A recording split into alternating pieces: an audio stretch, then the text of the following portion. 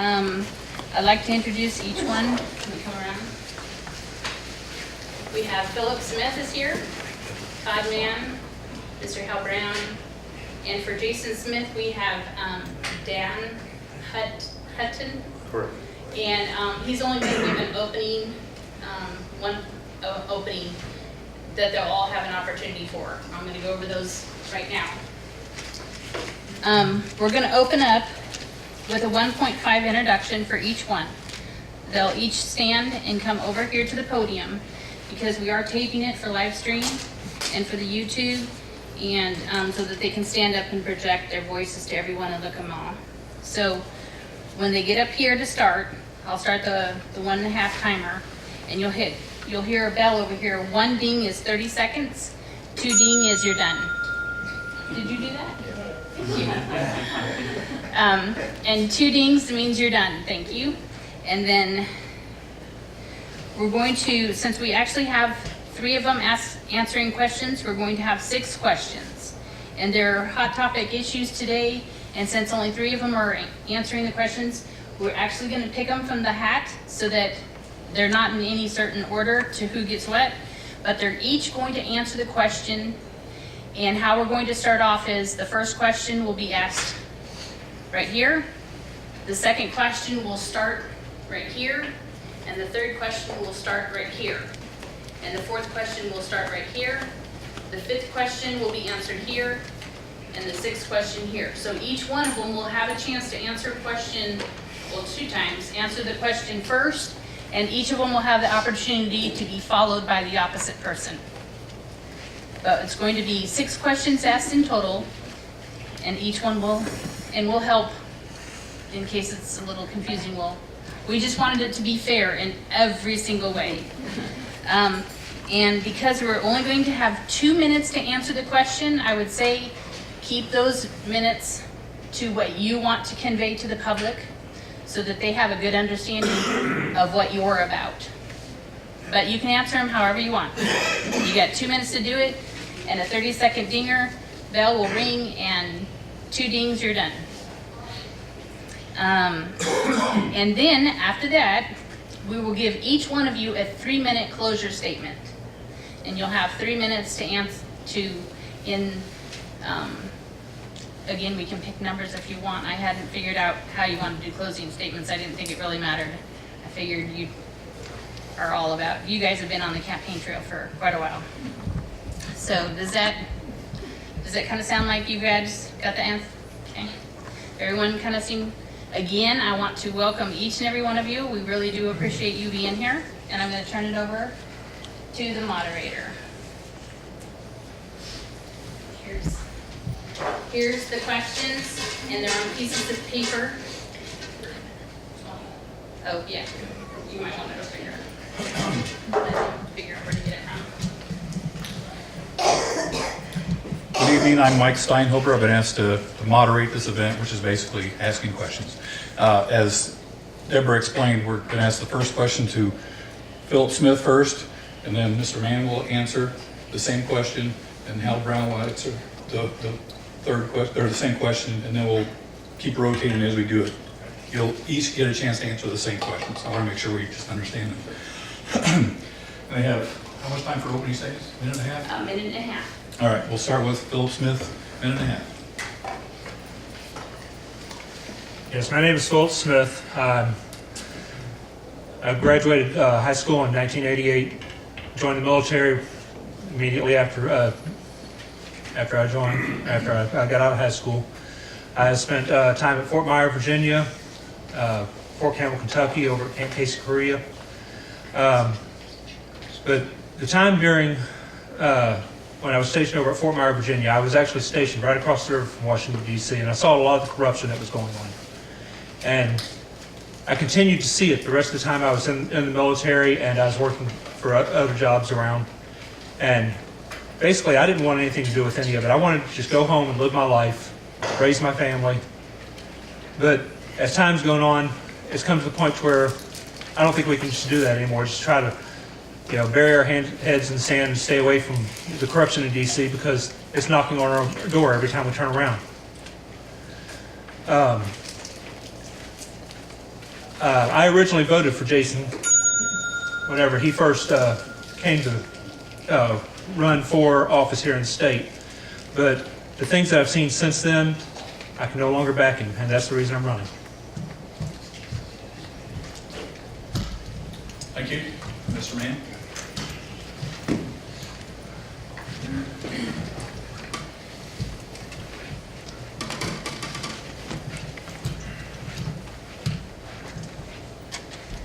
Good evening. My name is Todd Mann, and I'm running to be your 8th Congressional District Congressman. I would like to take this time to thank the Cape County Tea Party for inviting me here tonight and everyone that's here in the audience here tonight. I'd also like to introduce my staff that is here with me, and I was going to also introduce my wife and son. They were coming in a separate car and they've not arrived yet, so maybe I'll introduce them at the end. Let me start off with the state of our economy. This country has 330 million people in it. We have 50 million on welfare and another 150 million that if their car was to break down, they don't know whether to fix their car or to feed their children. Just how many of those 200 million reside right here in the 8th district? This being the poorest district in the state. Jobs will be my #1 priority. Jobs that pay a living wage have all but disappeared. You can't depend on Washington, D.C. I have a plan like no other candidate ever has had. I have a business advisory team on the ground in the 8th district. That team will not only look for new business, but will look for businesses wanting to relocate. Again, thank you for having me here this evening, and I look forward to answering your questions. Brown?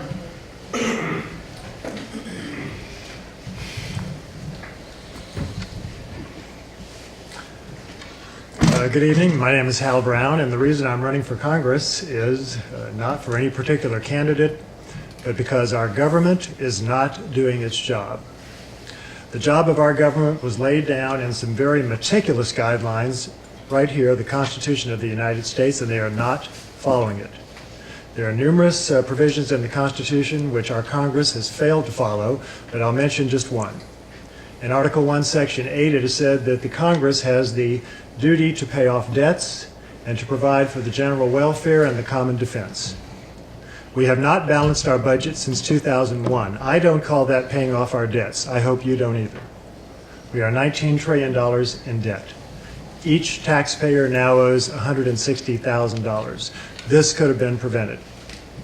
My children, and I assume your children, do not consider having a $19 trillion debt providing for their general welfare. We can and we need to do better. Our Congress is not fulfilling their responsibilities, and throughout the course of this debate, we'll get into exactly what remedies we should implement in order to change the situation right now. Thank you. Mr. Hutton? Representing Jason Smith?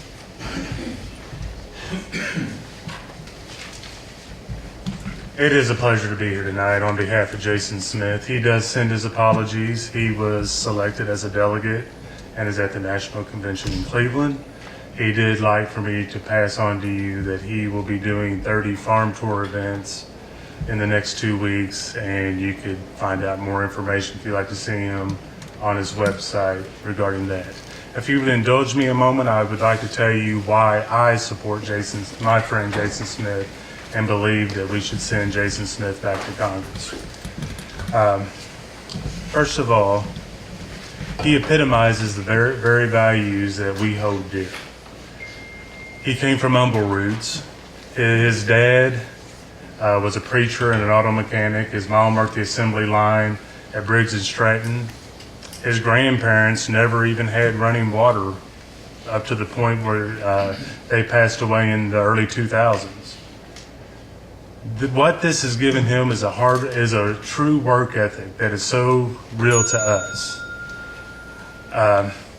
And as 30 events in 2 weeks to show you, he's not afraid of hard work.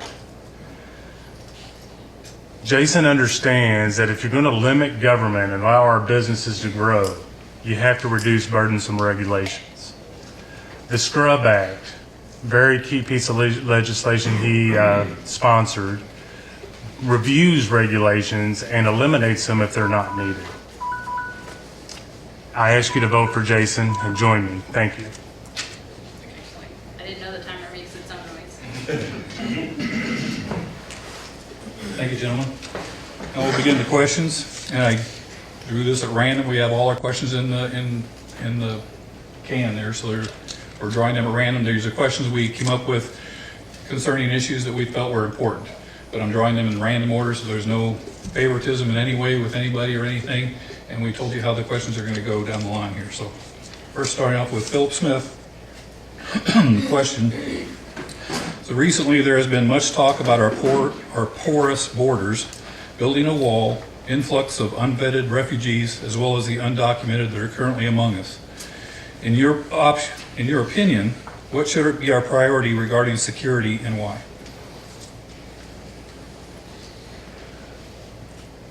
Well, as I said, I was in the military, and anytime you have a threat, your first thing to do is secure your perimeter. And that is our first priority, is to actually secure our perimeter. We need to secure our borders. Once we actually secure the borders, we need to start eliminating people here that are not here legally. Because as long as they're here, we don't know, as far as who's a threat, who's not. We've got, ISIS has actually said they will be sending people in with these refugees that have come in. We found places where they actually have been crossing the borders. So we've got to eliminate those who are here illegally.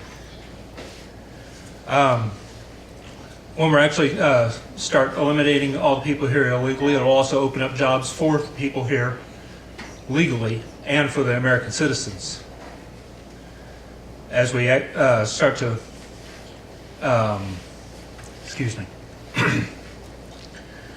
as we start securing jobs for the people who are here legally, a lot of the issues we're having as far as unemployment, all this, it'll start to take care of itself.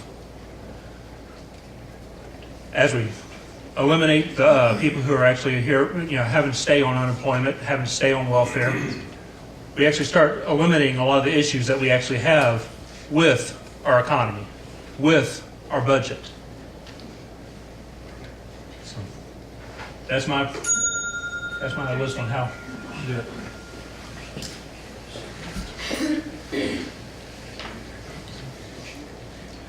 I think the question was about the wall. Is that correct? I can repeat it for you. So recently there's been much talk about our porous borders, building a wall, influx of unvetted refugees, as well as the undocumented that are currently among us.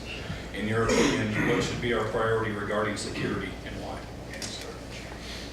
Well, in my opinion, I believe we do have to secure our borders better. As far as our illegals that are here now, I definitely think that we need some form of way of finding out who they are, why they're here, and a process of deporting them back. I mean, there's a word for illegal, and the word is illegal, and that's a law on the books. So there's a lot of the, some of the people from the other parties say, well, you just can't move 13 million people out or whatever it is. Maybe you won't all at one time, but we need to start looking at that, and we don't need to start registering them in different states to start voting and give them all kinds of rights and things like that. I do agree that we need a wall of some sort on the Mexican border, and we're going to have to do something to stop the illegals coming across there. I also believe that the immigrants that they're talking about allowing to come here could be a serious problem. I do believe that we will have terrorists that will infiltrate into those groups, and we got enough problem here now with homegrown cells, and we have a lot of issues. We got a lot of issues going on here. Not to speak of the 8-9 officers that's been killed just in the last couple of weeks. So this is a serious issue, and thank you for that question. Thank you.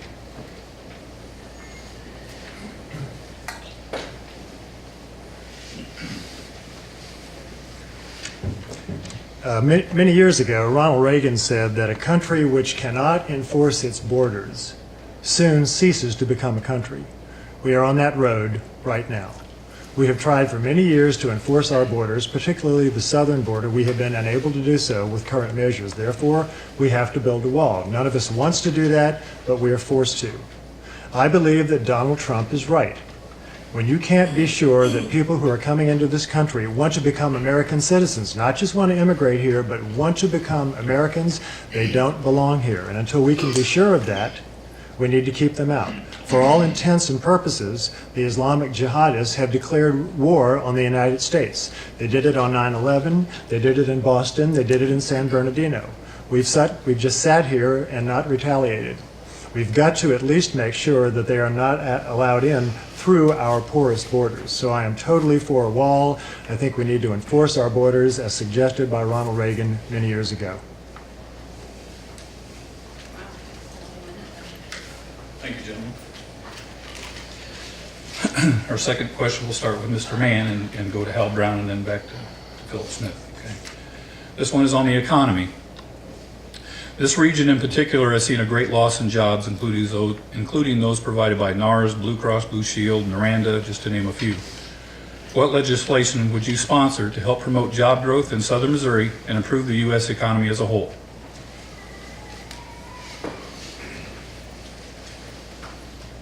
Thank you for that question. That's another great question, especially to ask here in the poorest district in the state, 16th poorest in the nation. And I believe the question was, what legislation would I support to add more jobs here? And I'll tell you, I believe the only legislation that really could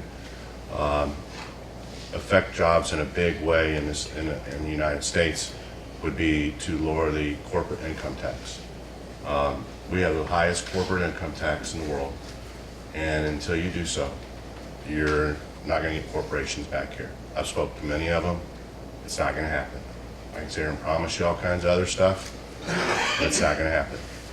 Second thing, like in my opening statement I said, I'm not going to depend a lot on Washington. That's all bogged down, and you're just not going to get a whole lot done there. I mean, it's corrupt.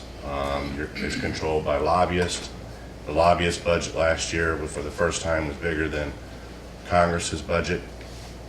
As I said, I'm going to have a business advisory team on the ground in the 8th district, and they will be looking for new business in the 8th. They'll be looking for business to relocate in the 8th. And regardless of what they're doing in Washington, I'll be in communication with that team, and we will bring business to the 8th district. Simple as that. We will bring business and jobs to the 8th district. Thank you.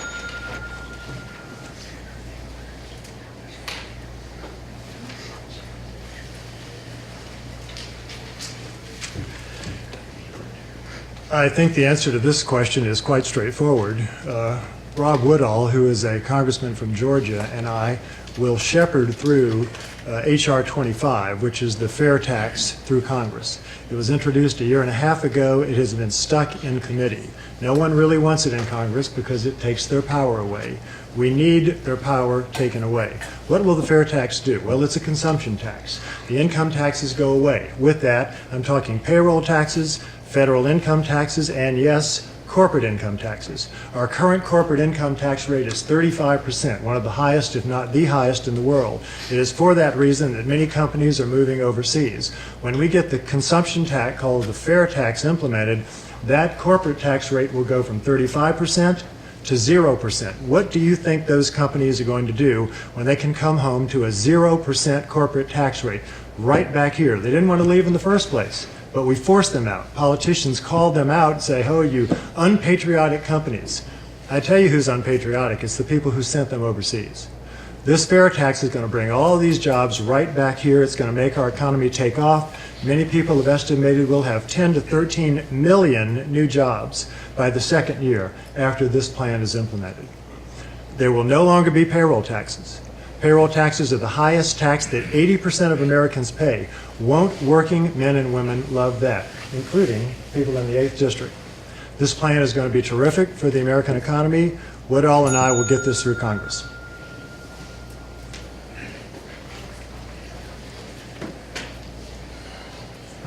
Mr. Brown and I agree quite a bit on the fair tax. It is mandatory that we actually pass this. Next thing I would do is to actually do something Reagan did, but in a slightly different manner. He does trickle-down economics, where he actually started from the large corporations and let everything trickle back down to the little man. I would give the same tax breaks to small businesses, because the small business is the backbone of our country. Without actually growing our small business, we will never actually see an economic recovery.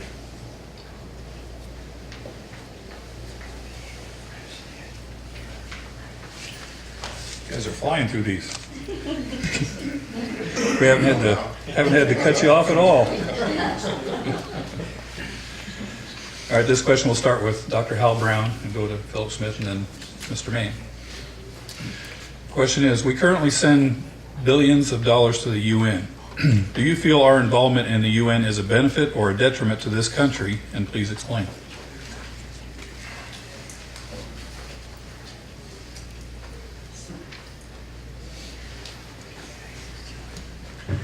Well, I think from an economic standpoint, you can't say anything except that the money we give to the UN has not been very helpful for us. So based upon that alone, I would say that our involvement with the UN has not been beneficial to the United States. I have a hard time enumerating the accomplishments of the UN over the last 30 or 40 years. And going back to my favorite president, Ronald Reagan, who withheld payments to the UN during his tenure in office, I think that sounds like a darn good idea.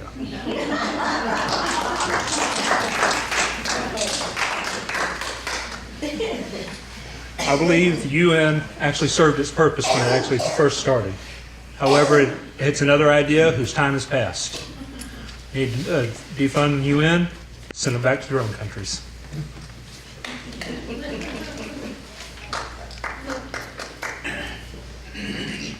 We're going to really fly through these questions now. As far as I'm concerned about the UN and what they do, other than drain us, our funds here in the United States blind for us to take care of all their problems and call on us every time there is something that needs to be done, why have them? Why don't them countries just pick up the phone and call us? Why squander the money on the UN?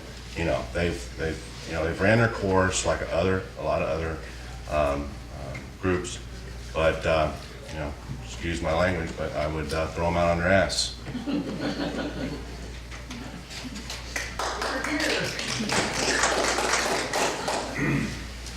Thank you, gentlemen. Let's see, we started with Hal Brown, that one. You get to start again, then we're going to work this way now, okay? Taxes and the 16th Amendment. What changes, if any, would you make to the current federal tax system? I think you already touched on that a little bit, but you can elaborate a little more.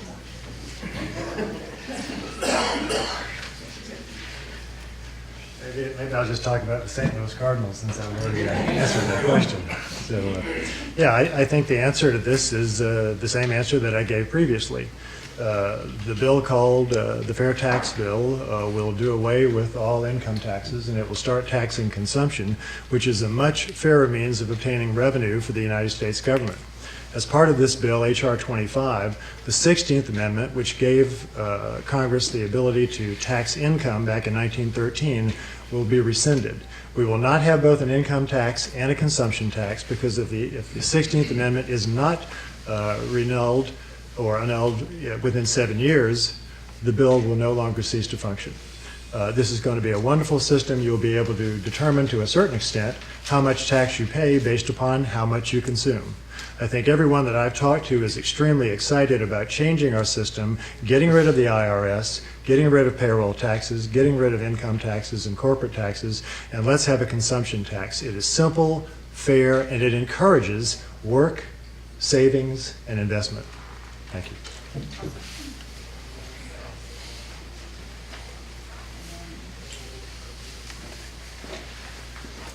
You know, in all due respect to Hal and Philip here and your questions, as I listen to them and we stand here and we tell you our answers, this is really just our thoughts on these issues. I mean, there's 435 members of Congress. There's 100 senators. Then it has to go to the president's desk. Before it does all that, it goes back and forth out of conference, whatever bill it is that we're discussing.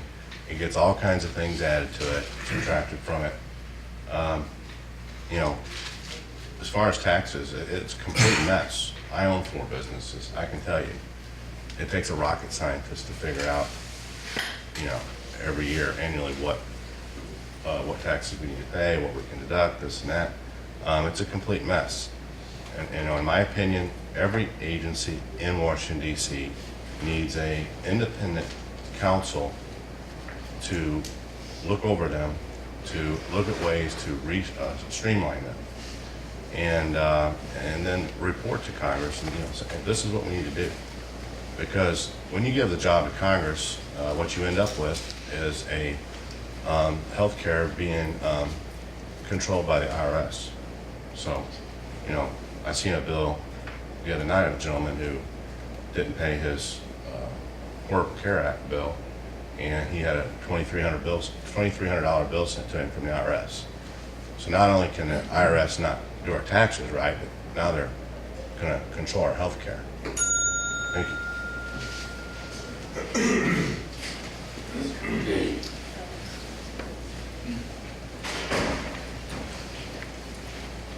As Mr. Brown and Mr. Mann both said, the idea of the fair tax is a wonderful idea, but as Mr. Mann said, is a lot more than just one of us going up there. There's going to be other people that we've got to deal with.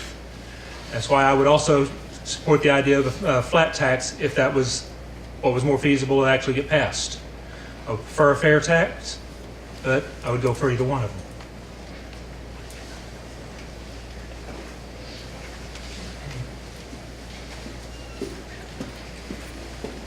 Thank you, gentlemen. I would keep in mind that in running for public office, yes, you have to go against a lot of other forces and you have to deal with all the other members of Congress and everything, but we want to know who we're sending up there and what they want to fight for so that we can decide who to vote for. Okay? This next question will start with Mr. Mann. Our current administration has been very open about their desire to limit our freedom of speech, freedom of religion, and the right to bear arms. What is your opinion of the current efforts to infringe on our constitutionally guaranteed First and Second Amendment rights?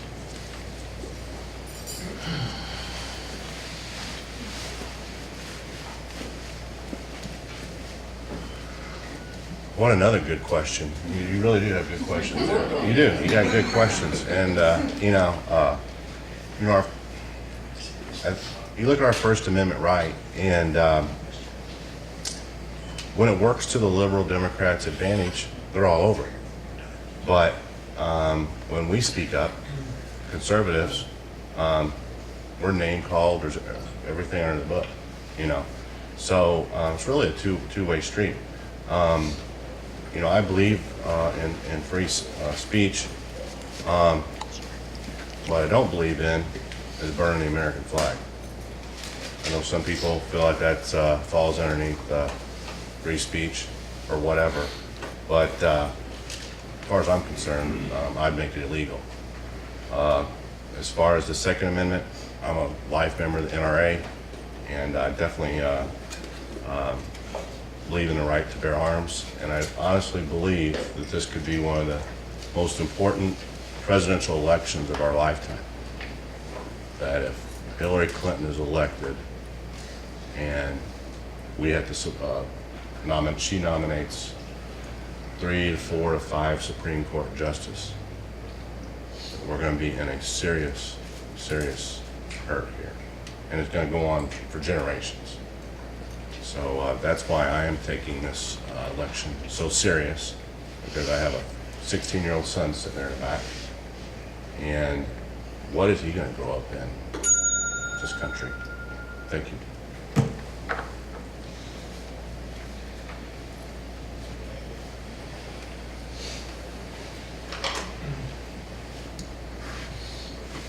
The Bill of Rights is exactly that. They are rights. They are not privileges. They're not up for debate.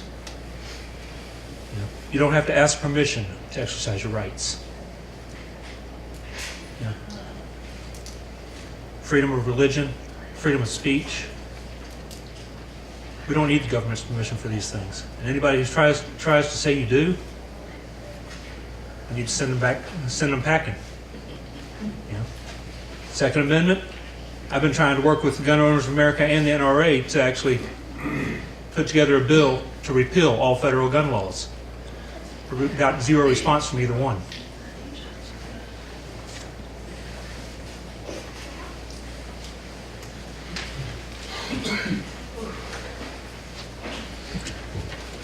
I believe that the Bill of Rights, the first 10 amendments to the Constitution, are not suggestions.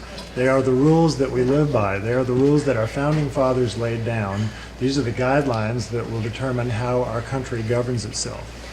I don't know what is so difficult to understand about the right to keep and bear arms by the people shall not be infringed. Infringe. That means leave the people alone. They have a right to defend themselves. No additions or subtractions are necessary. Thank you. If you don't want to obey the First or the Second Amendment, you can pass the 28th Amendment to the Constitution, and you can annul either one of those that you please. Until then, I think we abide by the Constitution, which many Americans fought and died for, and which our founding fathers laid down as the way that we should govern ourselves. Thank you.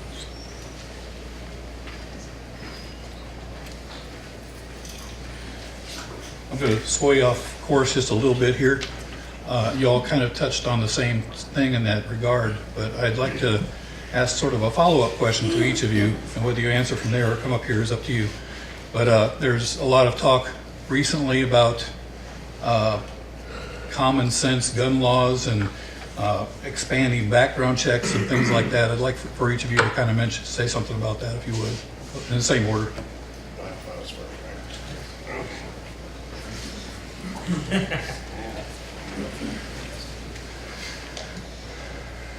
The only common sense gun law is to get the liberals to try to take our guns from us. That's all I got to say. Thank you.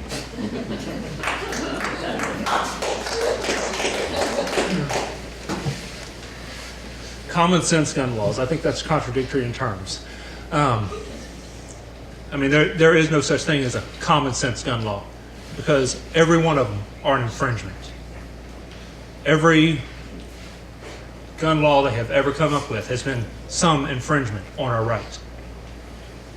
So, I mean, there is no common sense gun law in my book.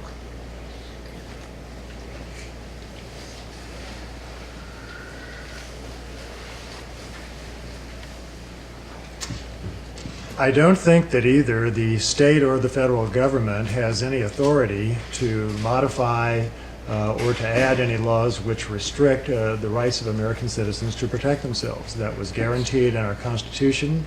Nothing has been done to change the Constitution. We should not change it.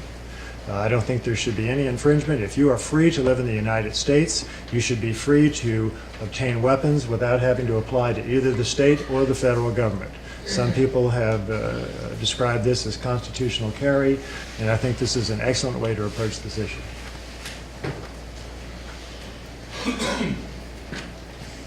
Thank you, gentlemen.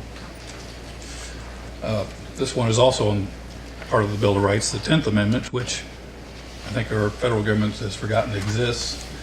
But the 10th Amendment states that power is not delegated to the United States by the Constitution, nor prohibited by it to the states, are reserved to the states respectively or to the people. Do you feel the agencies of the federal government are overreaching their authority, and what would you do to correct this?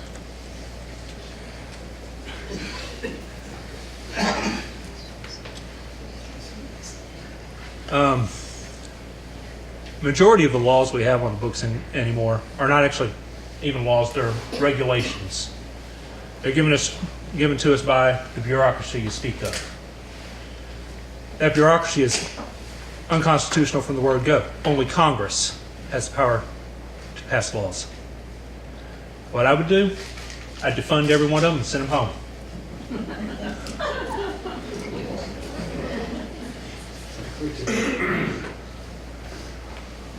I think between Philip, myself, and Doc, we've took care of the national debt, defunding all that stuff, throwing them out. We did it. over. The question, tell me the question. This,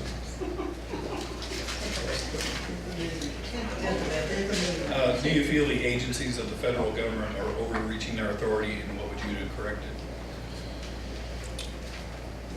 well, there's a lot of agencies, For instance, I was the chairman, served 5.5 years on a state agency that regulated the funeral industry. And prior to being on there, that agency had been extremely watered down. And during that period of time, the biggest theft in the history of the funeral industry worldwide took place. National Prayer Ring Services out of Brentwood, Missouri, stole over $600 million that we know of. Within 3 months of being on our board, we was able to find out that they had stole that money. It took us about 2 years to apprehend them and had them federally charged, and now they're serving time in Marion, Illinois. The father and the son is in Leavenworth, Kansas. So I think you got to look at each agency. I think you need independent counsel to look at them. I'd like to see a lot of the regulation, or if not all, almost all regulation really could go back to the states. My industry is state regulated, and when you look at the states regulating it, and I think about the feds regulating it, it would be one entire big mess. So I think you got to look at each one independently, and I keep saying I think you need an independent counsel, to look at that. If it's the IRS, I'd like to have a group of CPAs that aren't in office looking at it. I think we're letting our politicians decide our health care, right, Doc? And all kinds of things, but most of them don't know their butt from a hole in the ground. So they don't. They really don't. A lot of them are people that can't get a job somewhere else. And I think we probably talked about one of them here earlier this evening.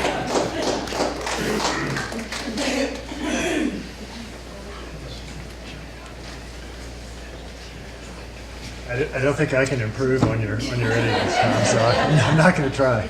So, I included you. I know, I appreciate that.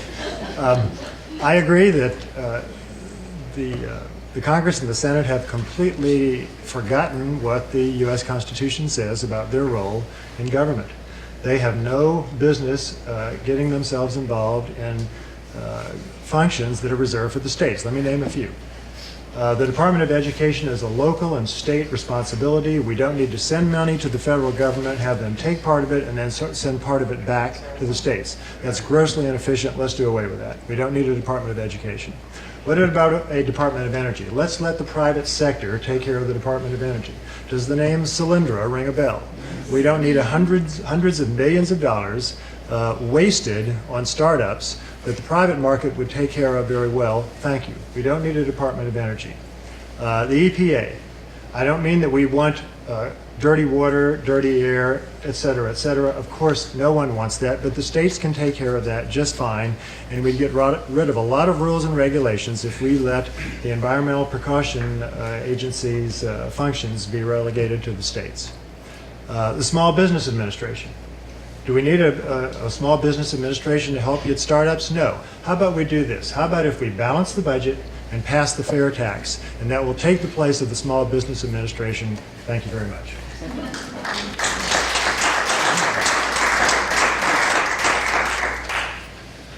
Thank you, gentlemen. Ask them if they like. Okay. That concludes the questions we had prepared. And since we flew through those pretty quickly, I would like to open it up to questions from the audience. If anyone has a question they'd like to ask. Do you want a time limit? We'll time them with their answers. 2 minutes, just like we had before. Sarah?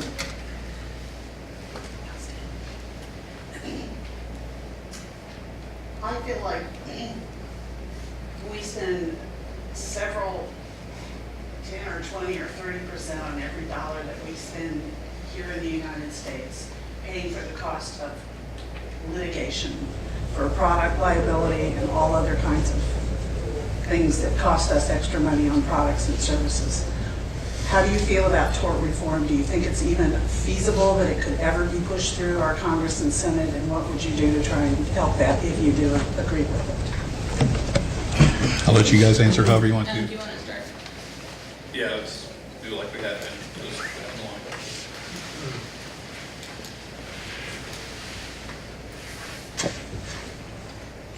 Well, I think we certainly need tort reform. I guess not having gone to law school, unlike 95% of Congress, I feel a little bit overwhelmed. So, but let me say this: maybe we should say that frivolous lawsuits ought to be paid for by the losing party. And I think that would cut down dramatically on the number of lawsuits that are oftentimes wasting our judiciary's time. I think that would be very good. Otherwise, I would have to consult with some attorneys.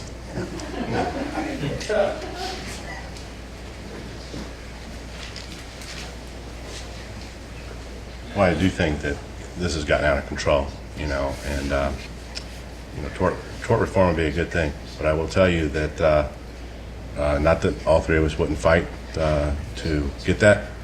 That the lawyers have wonderful lobbyists in Washington D.C. and they're gonna water everybody down, and they're gonna bog this whole thing down, and it's just gonna be another tough thing to do. And I think any one of us will stand here and say we'd fight for tort reform. I think what we got to really consider, keep thinking about, is that we're in the poorest district in the state. The average income here is $34,000 a year. I think we got to come together, and we got to build jobs here. We got to put people back to work. I'm changing the subject, but and I love the questions, and you all can ask as many as you want. But the important issue here is our economy. I don't believe the percentages that we're told of unemployment being at 5%. I would probably put that at about 25%. I know for a fact that ages between 18 and 35, 98 million people don't have a job. So, just what is our Congress doing other than taking trips to Brazil and different places? What are they doing? I'd like to know. We're all paying them a lot of money. They're just barely underpaid what the lobbyists are now. They're just a little above. But I don't know. I think the lobbyists are working a little harder. So, thank you.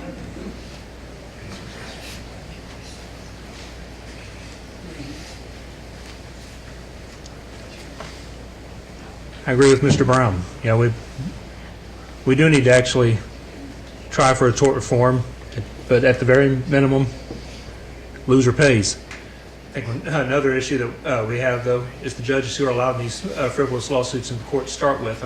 If somebody's stupid enough that they don't know coffee's hot, the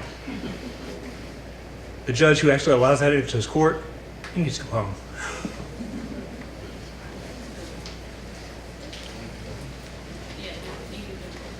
We'll do one more question. Yes, sir. I wanted to ask Mr. Todd Mann how he's going to create all those jobs in Missouri when most of the states around us are right-to-work states and we're a compulsory union state. We're not going to move to Missouri until we're a right-to-work state, in my opinion. Good question.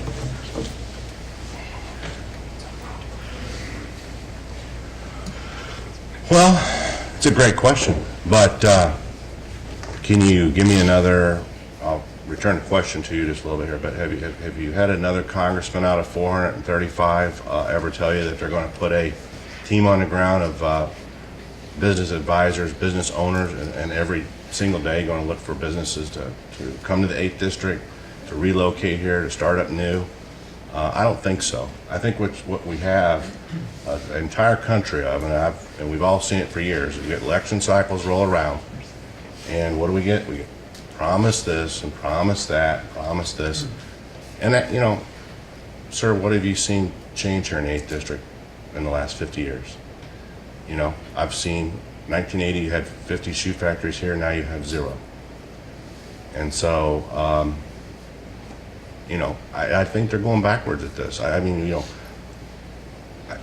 horse and buggy days was great for us all to load up and go up to Washington, D.C. and meet there and smoke our cigars and make decisions on things.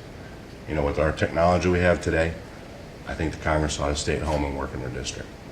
They can have their meetings with Skype, by computer, and make all these lobbyists chase 435 members of Congress and 100 senators around this country. All right? Because what they got them in up there is one big cesspool, and they can come right in there and find them. And I know you're concerned about, the right to work. The right to work is going to be a double-edged sword. We've only got 7% of the nation is union now. So once it gets in place, I do believe that the average salary will go down. Once it's across the country, 100%. Your average wage is $34,000 here now. It'll probably be $30,000, maybe $29,000. So, thank you.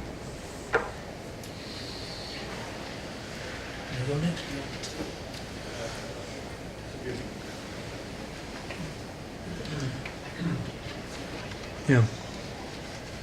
I've talked to a lot of these guys who are union members, and they start, in about the right to work. And what I always say is, well, me and the family are going to have decided that we're going to start charging you in order to, for you to be able to go to work. And, they don't like the idea, but that's exactly what they're doing.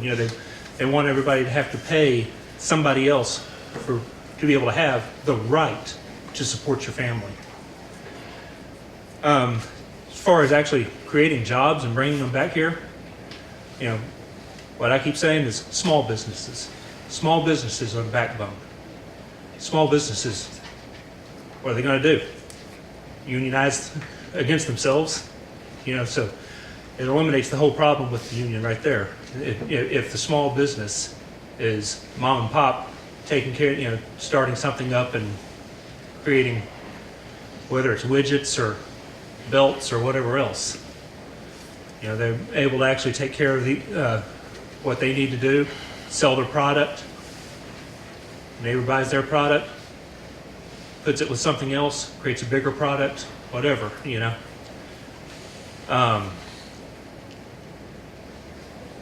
If we eliminate a lot of this regulation that is keeping a lot of these small businesses out, I think a lot of that problem will take care of itself. But that's the only thing we really can do, because Congress and government never creates a job. All we can do is get regulations out of the way so that people can actually do what they're dreaming of, starting that business, creating that business, growing that business.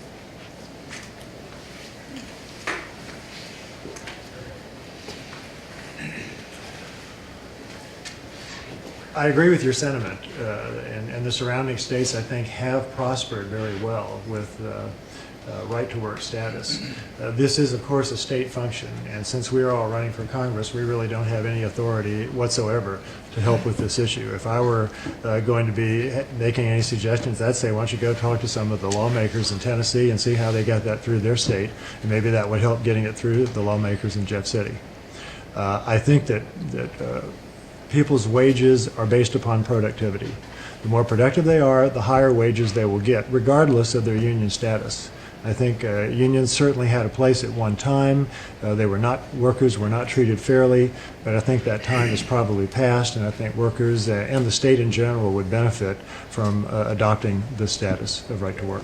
And another myth is wages are actually higher in right to work states than they are in compulsory union. I know I lived and worked in California when it was a right to work state. Yes. And I left when it was a compulsory union state. Yes. So you know from personal experience. Yeah. Yes. Yeah. Well, that can be accomplished. We just have to talk with the lawmakers in Jeff City. Thank you, gentlemen. We're going to give you each time for a closing statement. You'll have 3 minutes each, so you got plenty of time to get your points across and say what you stand for and what you believe in. We're just going to work our way down the line. We'll start here with Philip Smith and just go on down. 3 minutes. Yeah. I believe conservatism can be summed up with first 10 amendments to the Constitution. I believe that is where every one of us should stand. That is where I stand, is the Bill of Rights, the Constitution of the United States. If I'm sent to D.C., everything that comes across my desk, every bill. If it does not align with the Constitution, I'm voting no. If they send us out there 5 minutes before the vote and we haven't had the chance to read the bill, I'm voting no. You know, it's ridiculous. They send you out there with 2,000 pages, gives you 5 minutes to look over it, and expect you to vote for you.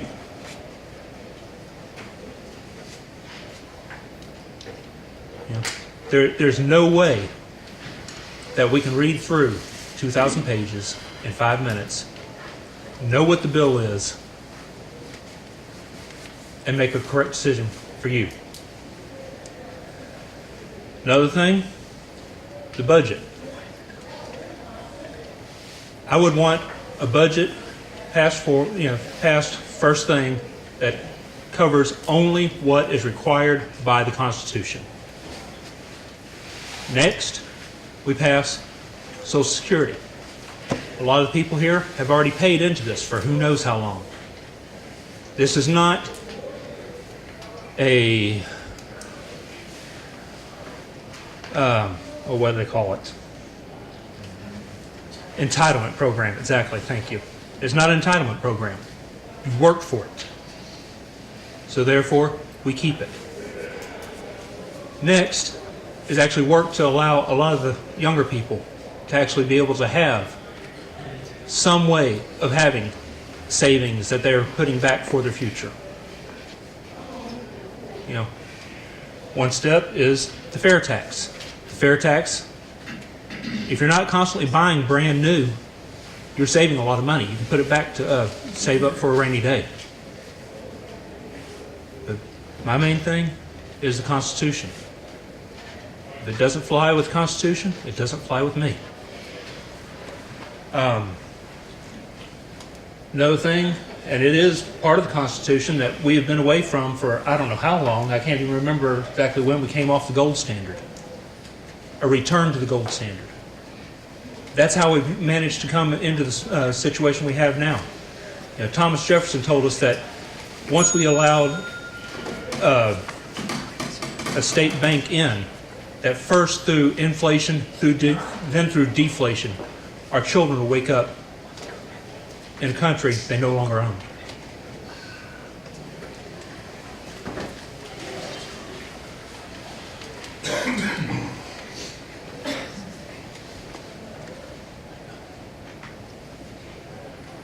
Well, again, I'd like to take this opportunity to thank the Cape County Tea Party for inviting me here this evening to speak to you. I'd like to thank everyone that's here. Now that they've made their arrival, I'd like to introduce my wife Rita's here and my son Daniel, and thank them for being here. I'd also like to thank my campaign team for being here. But as I said earlier, and I'll remind you again, you know, we're supposed to be the greatest country on earth, and I truly believe that we are. I think that the greatest thing about this country is we can turn it around as quick as it's turned the other way. It's proven. I mean, look at the last 8 years. Who would think it would turn the direction that it's turned? And the things that went on when we don't even support our law enforcement, you know. When our administration don't support our law enforcement. How sad is that? But I'll say again, for a country that's only 330 million people, to have 50 million people on welfare and another 150 million people that don't know whether to, if their car breaks down, whether they can fix their car, feed their kids, that's 200 million. And we go on about whether we're going to change this law, we're going to change that law, and we're going to change this tax. And I'm sure you've all voted many elections. And just how often have you heard this? You know, now, I promise you that I will never veer off the path that our Constitution has paved. I do promise you that. And I also promise that when you see my voting record in D.C., you'll agree with it 100%. But I think we're missing the boat is that our members of Congress are not coming home and working in their districts. They've lost touch. They fly over their districts too much. They haven't driven through them lately. Drive through and look at the 50 shoe factories closed. Drive down every little main street. I own small businesses. I'm really worried about us trying to build small businesses back. It's going to be very difficult with the big stores, the Walmarts, the other things like that. The thing I really worry about is PAC money. Now, why is it that our sitting incumbent has close to $1 million worth of PAC money when he recently just got in office? He don't know any of these people in these companies. 90% of these companies aren't in our district or have anything to do with it. What are they paying him for? I say do away with the PAC money. Super PACs need to go for sure. All right? And I think if we bring it to the people's attention, that we can get these things done. And that's what I will do. You know, my first day I'll go to Paul Ryan, or maybe the first week, and explain to him that let's get on the right track here, bud. Because if you don't, you know, you got just a little district up there and where you're at also, and we will expose what you're doing and let your constituents know. I want to thank you again. I want to thank Hal and Philip. Thank you guys. And again, thanks for the Cape County Tea Party for having me here. Thank you.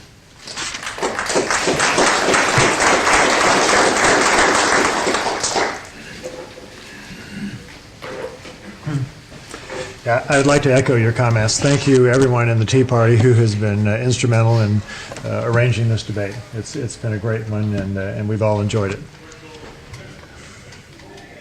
Our Congress and our country are dysfunctional. We haven't balanced a budget since 2001. That's absolutely fiscally ridiculous. We let the president get away with whatever the whim of the day seems to him to be. Congress has a responsibility for oversight function which they have abdicated. We must correct this now.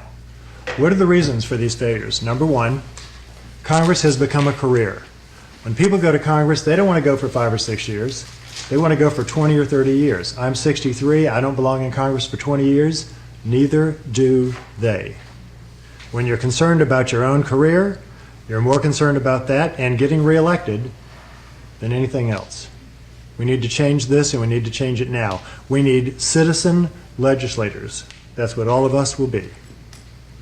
Term limits, the third part of my 3 issues that we promulgate, will get this issue corrected right now. They should be in office for 6 to 12 years and then come home. We do not need career politicians messing up our country and giving us a $19 trillion debt, which is what they've done. Now, that's only half of it. The other half of the problem, of course, is us. We're the problem. We have not held our senators and our congressmen accountable. We must do that. How? We're going to start that in February in this district. If I'm representing you in Congress, we're going to have town hall meetings. All of the people who have just vigorously been knocking on doors, and you know who you are, some as young as 18, some older than me. And you've been doing a great job. And we've been telling everybody in this district, and we mean it, we will have town hall meetings every 3 months. If I don't know what your thoughts are, how can I represent you in the U.S. House of Representatives? This must be the way things are done, and if it were, believe me, we would not have a $19 trillion debt right now. So we've got to get involved in running this country again. We just can't turn it over to the senators and the congressmen and say, boy, I hope you guys do a good job. We see how far that goes, haven't we? Vote for me on August the 2nd. We will change this district. We will change this state, and indeed, we will change the United States of America. Thank you very much.